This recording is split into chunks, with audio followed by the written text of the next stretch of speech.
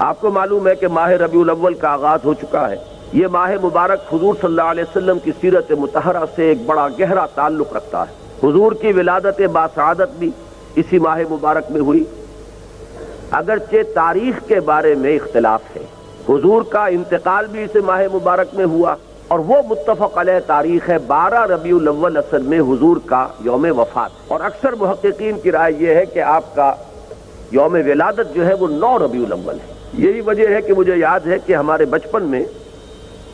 اس دن کو جو لوگ کچھ تھوڑا بہت مناتے بھی تھے تو 12 وفات کے نام سے در حقیقت یہ نام یاد کیا جاتا تھا۔ حضور صلی اللہ علیہ وسلم کی وفات کا دن ہے، کچھ کھانا پکا کر کچھ غریبوں کو مساکین کو کھلانا، یہ در حقیقت چیز تھی کہ جو اب ہوتے ہوتے اس نے بہت ہی ایک دوسری صورت اختیار کر لی ہے۔ اب یہ ایک جشن بن گیا ہے اور ایک عید کا سا سما، بلکہ واقعہ یہ ہے کہ جو اصل 2 عیدیں ہیں وہ کہیں پیچھے چلی گئی ہیں، اور یہ جو 2 عیدیں ہم نے ایجاد کی ہیں،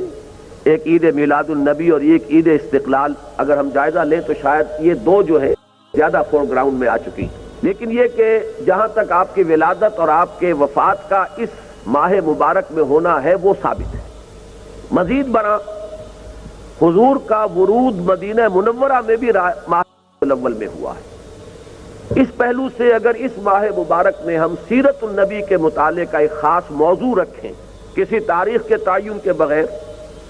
اس مہینے کی مناسبت سے سیرت مطہرہ پر گفتگویں ہوں، غور و فکر ہو، اور اس میں بھی عملی پہلو سامنے ہو، اتباع کا جذبہ ہو، سمجھنا سمجھانا اس لیے ہو کہ اس پر عمل کرنا ہے، تو یقیناً یہ چیز ہمارے لیے بہت مفید ہوگی اور ہمارے بہت سے امراض کا شاید اس سے مداوع ہو سکے۔